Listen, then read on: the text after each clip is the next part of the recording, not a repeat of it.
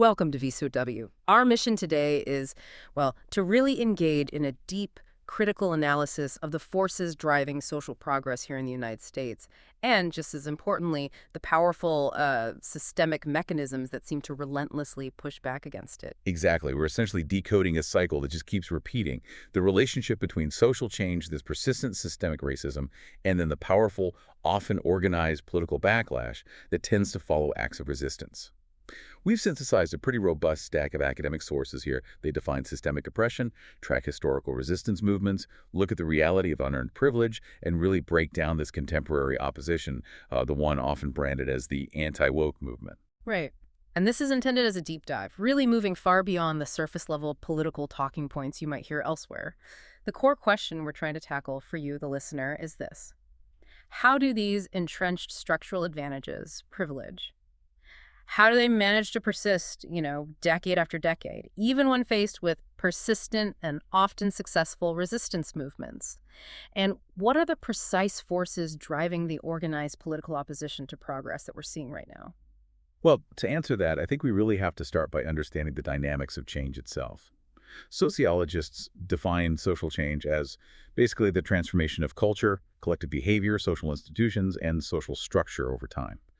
And our sources really highlight that these transformations, they're rarely linear. They don't just move in one direction. They manifest far more frequently as these powerful pendulum swings. That idea, the pendulum swing, Yeah. it suggests that any real move towards, say, social integration or equality is almost guaranteed to trigger some kind of reactive counter movement, doesn't it? That's a key insight, yes. hmm And it implies an inherent tension. So what specific factors are our sources pointing to as the engines driving these massive shifts, the things that trigger that counter reaction? Well, there are three major forces our sources identify as perpetually reshaping the U.S. social structure. First, we've got modernization and urbanization. So when populations shift from more spread out rural settings into dense urban centers, hmm that change in setting itself immediately increases societal heterogeneity. You just have more different kinds of people living closer together. Right, more diversity in close proximity, and that leads to greater individual autonomy, more freedom. Exactly. And importantly, it tends to change attitudes. How so? Urban residents are consistently shown to be, well, more tolerant of non-traditional attitudes, different cultures, different behaviors compared to their rural counterparts. And this dynamic gets reinforced by population shifts, including immigration, where new arrivals often experience this increased individualization as they sort of modernize within that urban context. And those population projections you mentioned, they really illustrate why this shift feels almost inescapable, right? We're talking about a major demographic reorganization of the country. Oh, absolutely. The U.S. population is projected to soar past 400 million by 2050. And the composition of that population is changing profoundly.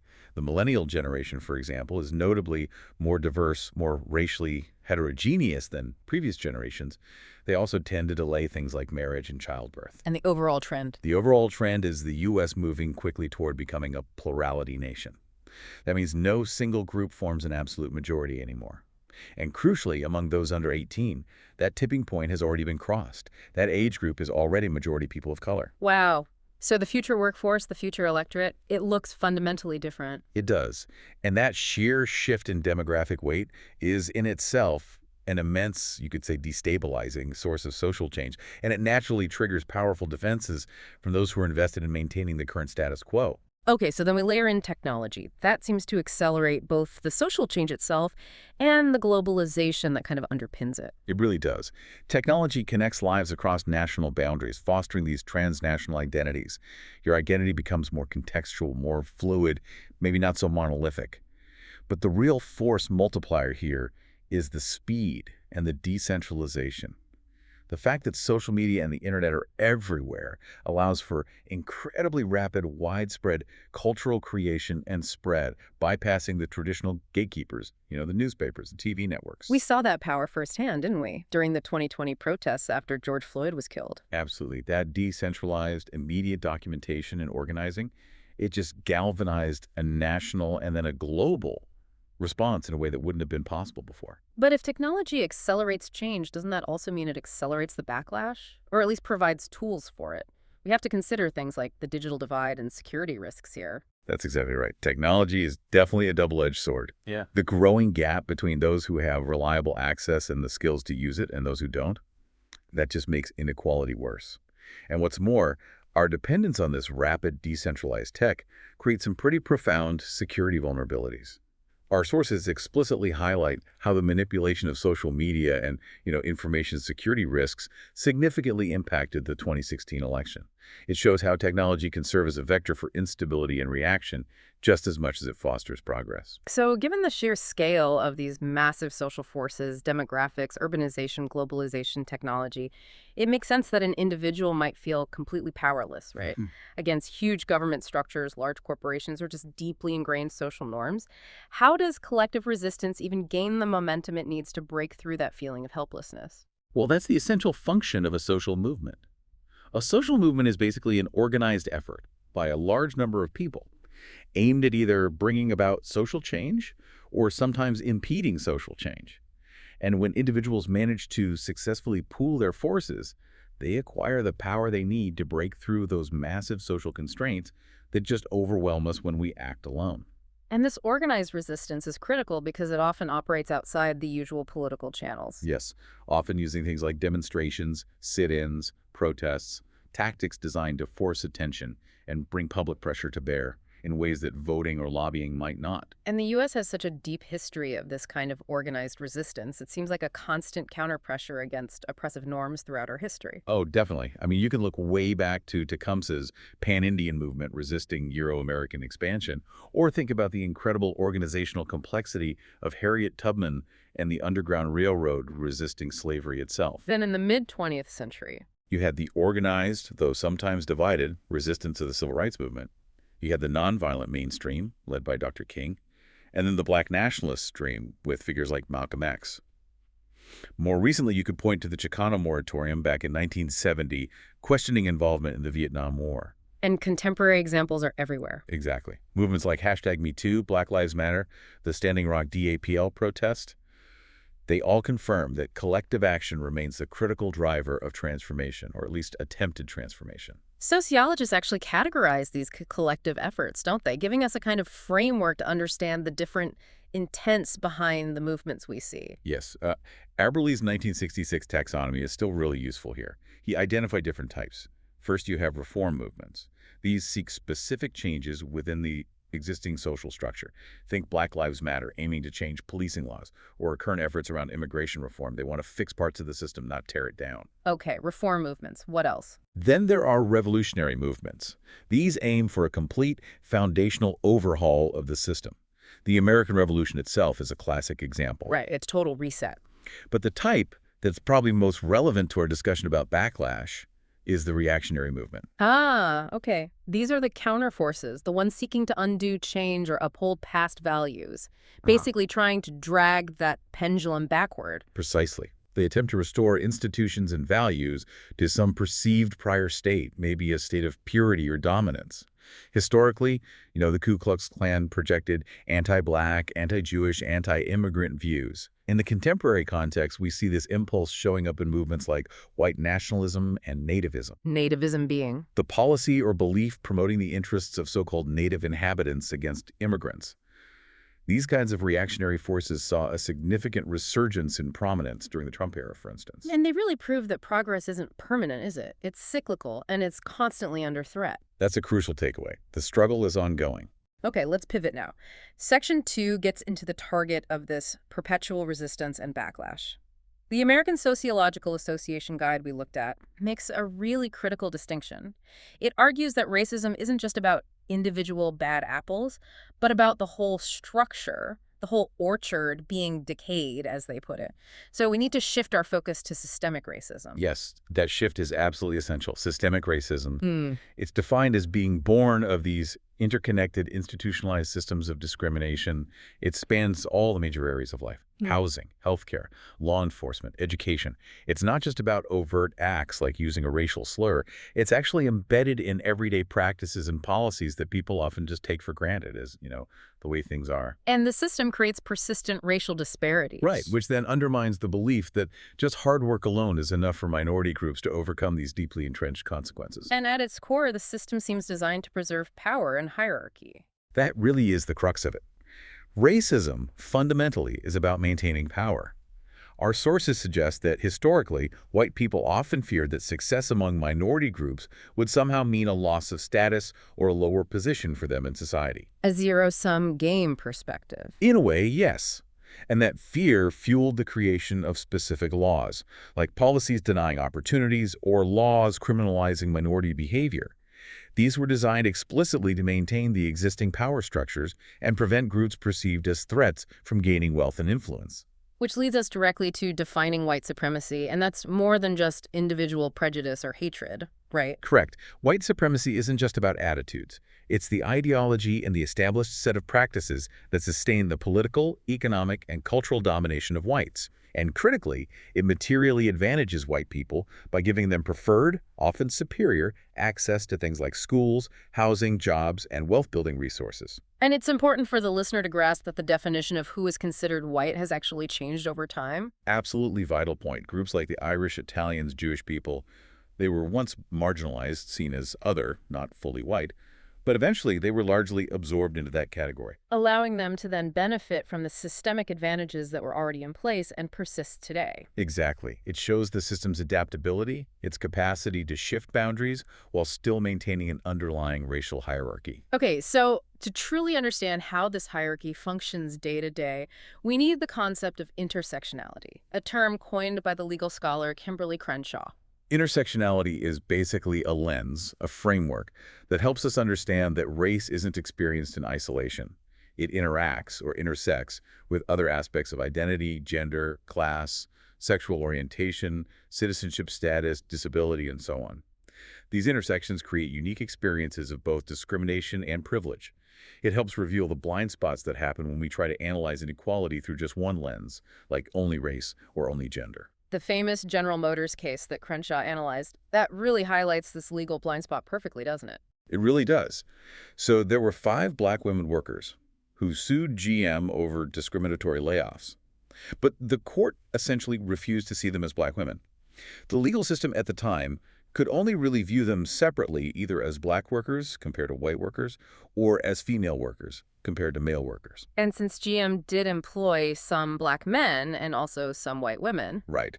The court ruled that therefore no discrimination occurred based on either race or gender alone. This created a legal vacuum that completely dismissed the unique combined discrimination these women faced, precisely because they were at the intersection of being black and female. And the material consequences of this combined effect, we can see it very clearly in wage data, for instance. Oh, that data is quite sobering. An analysis of 2019 figures showed that even highly educated black women, those with a bachelor's degree, had a median hourly wage that was only about 68% of what white men earned. 68%. And even compared to white women with the same education level, their wages were only 90%. So it clearly demonstrates that cumulative disadvantage, race and gender operating together within the existing economic hierarchy. Precisely. Okay, so now we arrive at the flip side, the mirror image of systemic oppression, white privilege. Sociologist Peggy McIntosh famously defined this as an invisible package of unearned assets or a weightless knapsack. What's powerful about that metaphor is how it describes this advantage as something often passively received, maybe even without the recipient being aware they have it. Yeah, McIntosh's core insight was really about how denial protects privilege.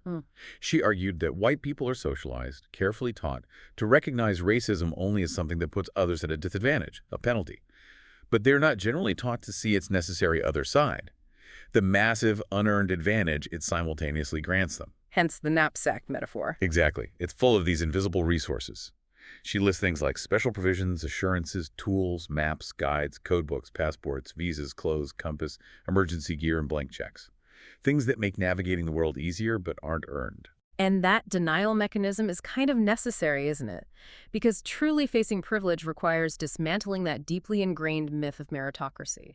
It absolutely does. It forces a pretty profound recognition that America isn't, in fact, a truly level playing field, and that one's own success isn't purely the result of individual effort or merit alone.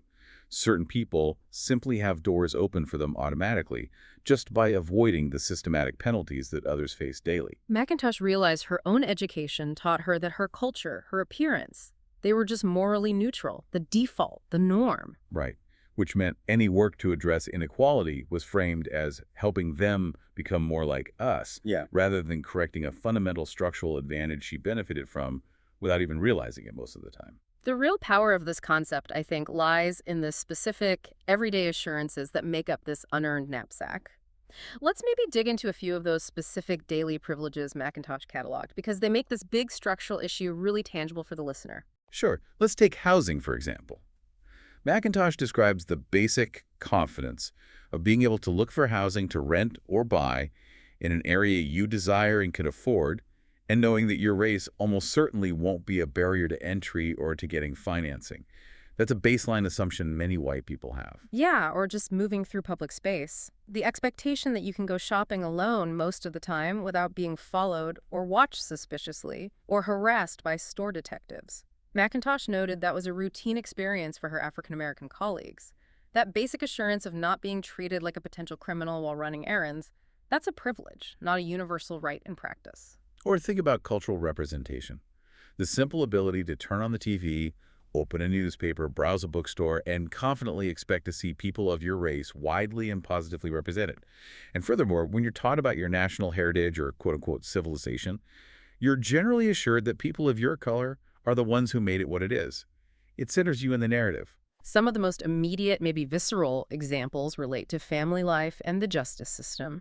Macintosh highlights the really chilling privilege of not having to educate your children about systemic racism purely for their own daily physical protection. Yeah, that difference speaks volumes, doesn't it?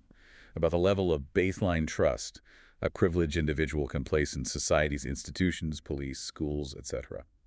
And also, the consequences of individual behavior often get decoupled from race. If a white person is late for work or poorly dressed or swears in public, those actions are rarely attributed to the supposed illiteracy or poverty or bad morals of their entire race. Right. It's seen as an individual failing, not a group characteristic. That's a crucial insulation from collective judgment that others often don't possess. And finally, maybe the most foundational assurance, that if you need legal help or medical help, your race will generally work for you, or at the very least, it probably won't actively work against you in getting fair treatment. So looking at these specific examples leads us directly to Macintosh's taxonomy of privilege. We need to differentiate the types of advantages the system grants because not all advantages are inherently negative or damaging, are they? That differentiation is really the key insight for thinking about action. Macintosh separates what she calls unearned entitlements from conferred dominance. Unearned entitlements are positive conditions. Things like feeling safe in public spaces, being able to find the staple foods of your culture in mainstream supermarkets, being treated fairly by authorities. These should be universal rights, part of the normal civic fabric. So the goal there is to spread those entitlements, to make them truly universal. Exactly. But then there's conferred dominance. Then that's the negative side of the coin. That's the damaging side, yes. These are advantages that fundamentally distort the humanity of the person holding them and harm others. They grant a kind of license to be oblivious or arrogant or to dominate interactions. Examples she gives include things like the cultural permission to not take the perspectives of others seriously, or expecting that the person in charge in any situation will naturally be of one's own race, or being structurally protected from even having to learn about inequality. So the task of resistance then is twofold. Recognize and actively work to dismantle conferred dominance while simultaneously demanding the universal spread of those unearned entitlements. That's the framework she proposes, yes. Okay, so this inherent privilege, especially the conferred dominance part, it's protected because systemic racism is physically and fiscally embedded deep within our institutions. It makes inequality seem almost natural, self-perpetuating. Let's spend some time examining this web of institutional racism, maybe starting with housing, which our sources identify as a foundational engine of generational wealth disparity. Housing policy is a stark example of the long-term interconnected nature of systemic, institutionalized racism. You really have to go back. First, consider the Homestead Act. That ran for decades, from 1868 to 1934. This policy allowed over 1.5 million families who were overwhelmingly white to acquire vast amounts of land for minimal cost. This established a massive base of generational wealth right from the start for for those families. And black families, just post-emancipation, were structurally in no position to participate widely in that land grab. Precisely. So that created a foundational wealth gap right from the beginning, Yeah. based on who could access that government-distributed asset land. And then later, institutional segregation was formally codified through federal policy, wasn't it, with redlining? Yes. In 1934, the Federal Housing Administration, the FHA, began using this categorization scheme developed earlier by the Homeowners Loan Corporation, or HOLC. What the FHA did was make the racial composition of a neighborhood the primary factor in assessing mortgage lending risk. So not the creditworthiness of the borrower primarily, but the race of the neighbors. Largely, yes. This process, known as redlining, literally involved drawing red lines on maps around black and other minority neighborhoods, designating them as hazardous for investment. This effectively denied residents in those areas access to federally insured mortgages, which were crucial for buying homes. It acted as a powerful government-backed tool to enforce residential segregation and, simultaneously, create exclusively white, government-subsidized suburbs where homeownership boomed.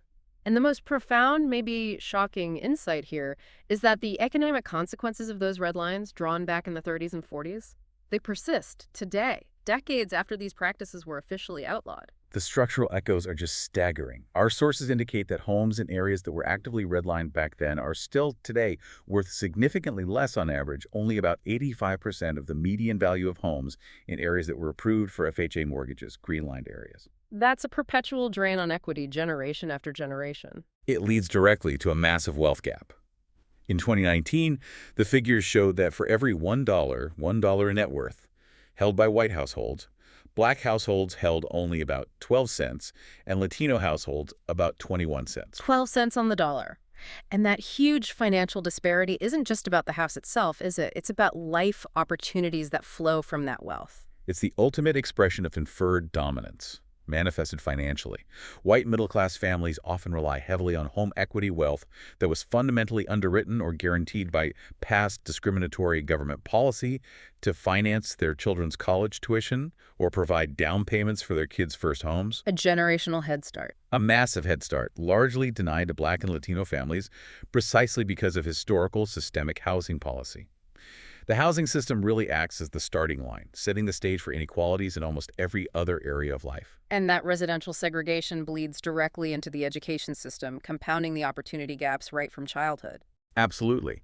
Because in most of the U.S., public school funding is intrinsically tied to local property taxes. So neighborhoods that were systematically devalued through redlining inherently generate less tax revenue, leading directly to underfunded schools. And even though the landmark Brown v. Board of Education ruling in 1954 declared segregation unconstitutional, the reaction from many white parents was swift. White flight to the suburbs, moving kids to private schools, demanding school choice programs. Exactly. And the result is that many schools today are actually more racially segregated than they were back when the Brown ruling was first made. Yeah. That structural link between housing wealth determined by past racism and current school funding just perpetuates the cycle. And beyond just the funding levels, systemic racism manifests inside schools too, right? Through things like implicit bias and how kids are treated, or curriculum choices or tracking systems. Definitely. Curriculum tracking the practice of dividing students into different academic paths based on perceived ability or potential is deeply problematic.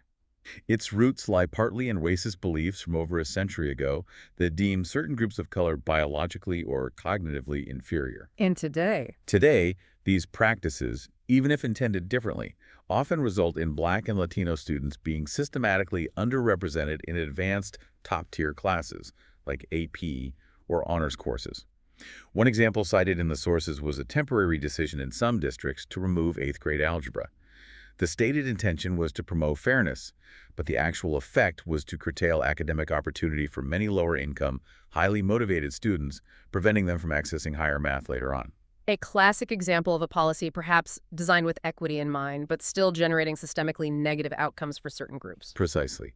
Good intentions don't negate systemic impact. Okay, let's shift again to the criminal justice system. Here, the sources suggest the roots of modern policing are, well, inextricably linked with historical oppression. Yeah, we really have to acknowledge this historical context. The institution of policing in America is partially rooted in 19th century slave codes and the formal establishment of slave patrols, especially in the South.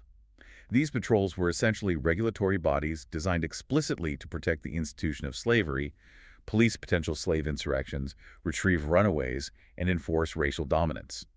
In some states, every white man was required to participate in the system of surveillance and control over the black population. And that origin story, that history, informs the culture of racialized policing that many argue persists today. The argument is that it creates a historical lineage and cultural framework that contributes to pervasive disparity and over-policing in the present day. And the statistics certainly seem to bear that out. The data is pretty damning.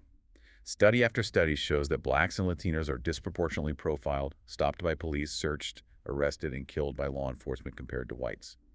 Black men, for instance, are cited as being about 2.5 times more likely to be killed by police than white men. And the disparity in how laws are enforced becomes maybe most visible when we compare the national response to two major drug crises, the crack cocaine epidemic versus the more recent opioid epidemic. That contrast provides incredibly powerful insight into how race shapes policy and public perception.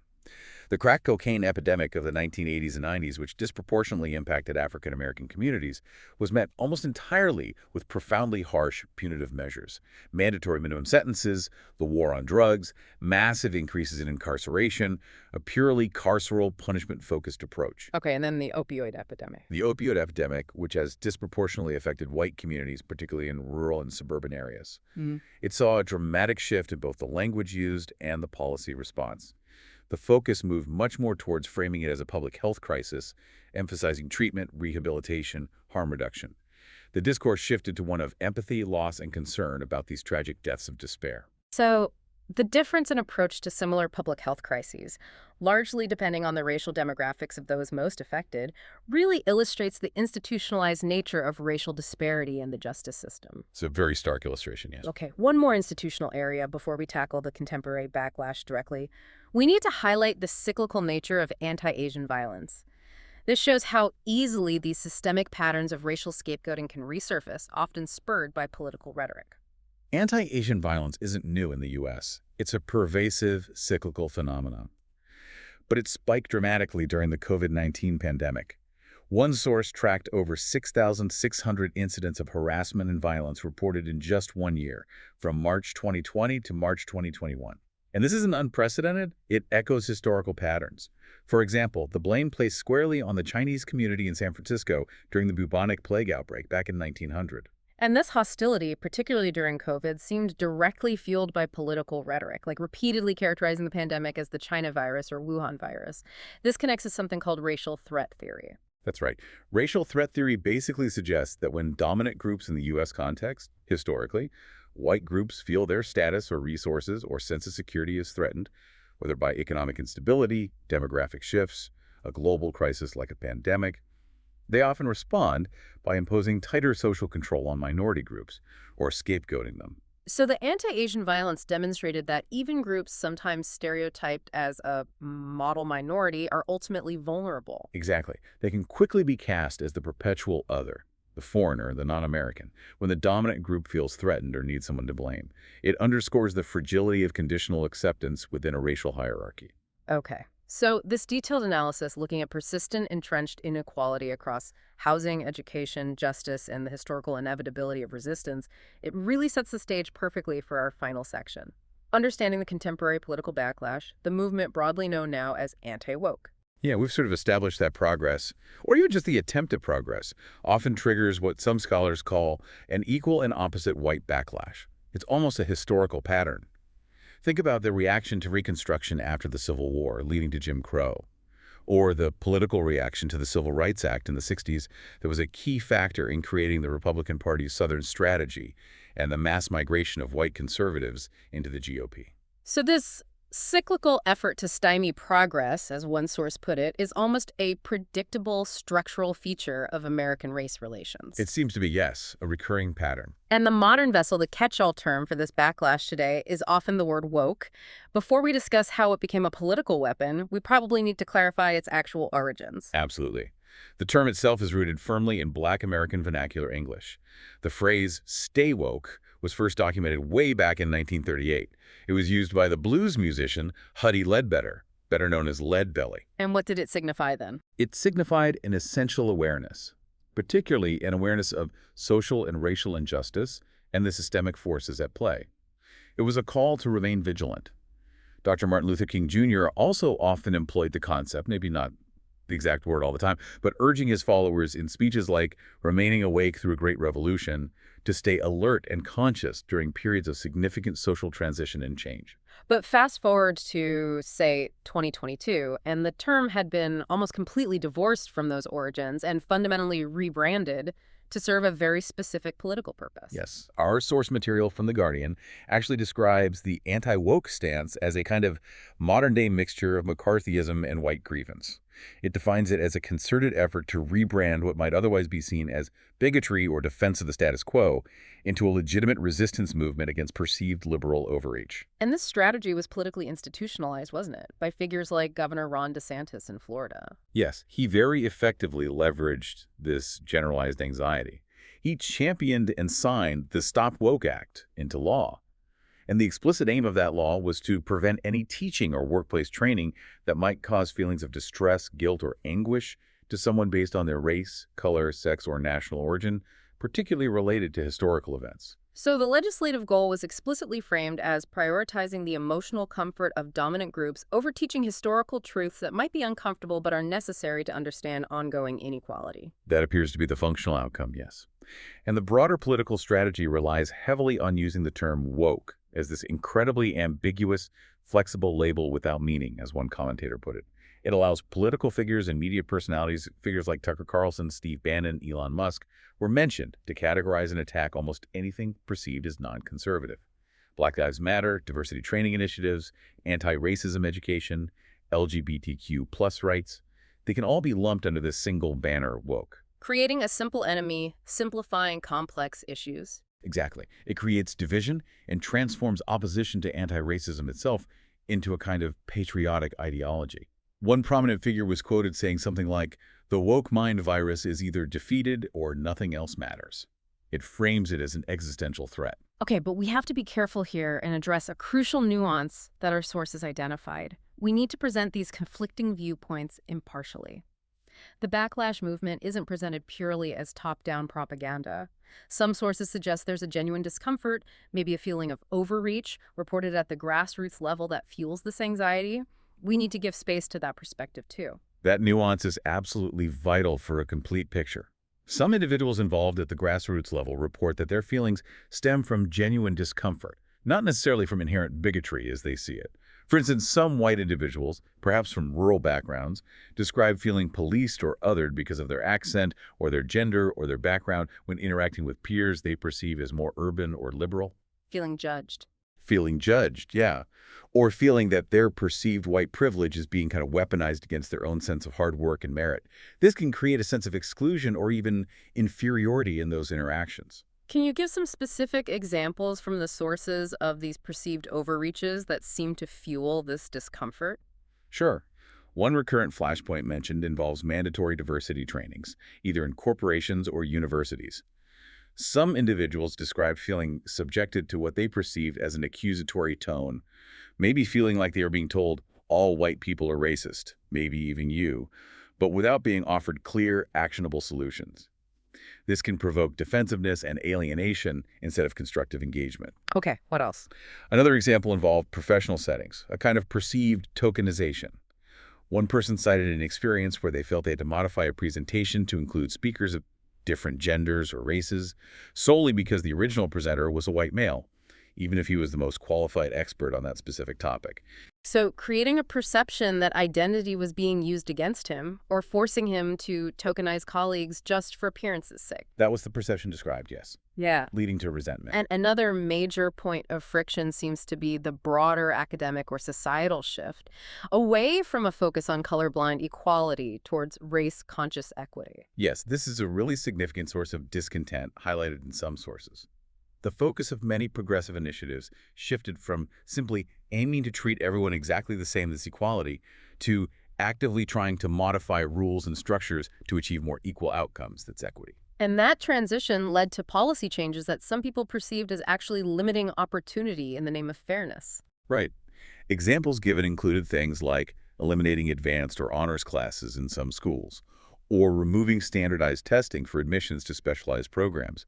Some parents perceive these changes as limiting the merit-based opportunities that they believed previously helped talented kids, including poor kids, achieve upward mobility. This fueled resentment against policies that explicitly considered race to achieve equitable outcomes. So these grassroots feelings of discomfort, whether based on perceived training issues, tokenization, or shifts from equality to equity, Yeah. they provide fertile ground for the broader political anti-work narrative. That seems to be the connection suggested, yes. These genuine, albeit sometimes contested, feelings of unease are then amplified and channeled by a political movement with a broader agenda. But regardless of the mix of grassroots feeling versus political strategy, the central target of this backlash consistently seems to be the education about America's racial past and present. And the current public debate has, rather unfortunately, tended to lump almost all teaching about race and racism under the single, often misunderstood banner of critical race theory, or CRT. Yeah, the attack on CRT is a classic case of strategic political simplification. Critical race theory is, in reality, a specific academic framework. It originated in law schools back in the 70s and 80s with legal scholars like Derek Bell and Kimberly Crenshaw, who we mentioned earlier regarding intersectionality.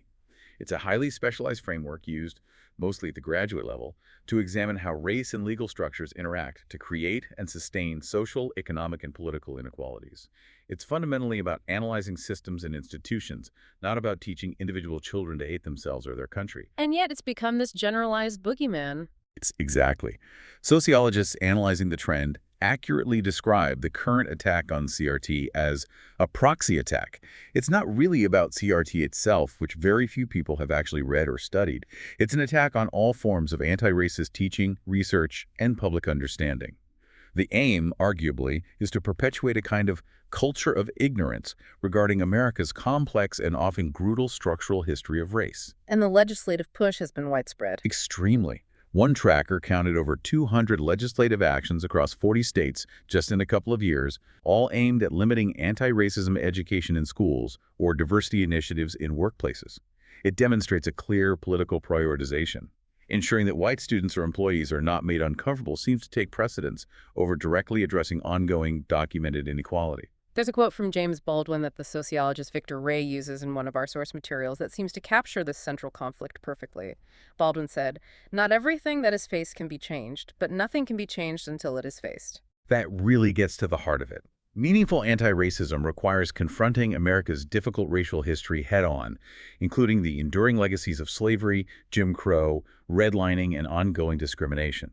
The effort to deny that history, or minimize it, or prevent it from being taught, whether that stems from genuine personal discomfort or from cynical political calculation, directly impacts our collective ability to understand the implications of that legacy in the present day.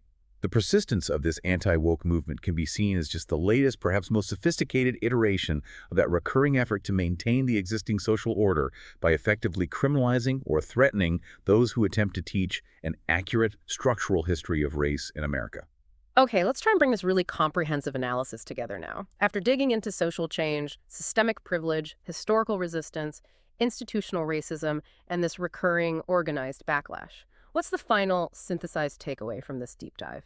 Well, I think the clearest takeaway is that social progress is real. It happens. It's driven by powerful forces, demographic shifts, technology, globalization, and crucially, by fierce organized resistance movements.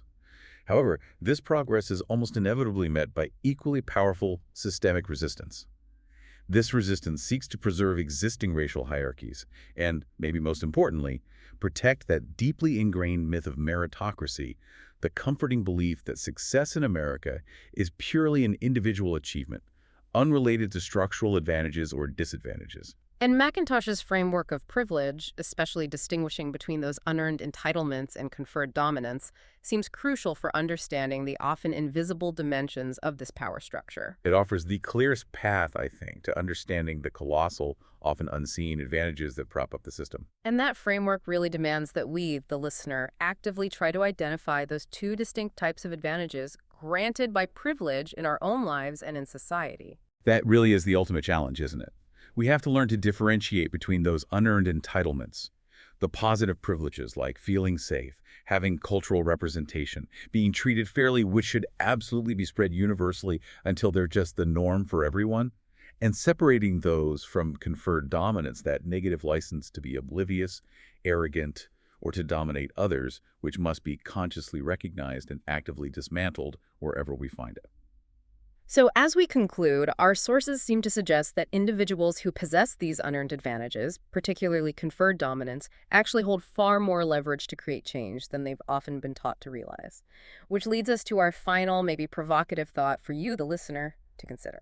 Yeah, given this rich, long history of resistance against oppression in the U.S., and yet the persistent fragility of progress, the way the pendulum keeps swinging back, how might the conscious, intentional use of unearned advantage by privileged individuals make a difference?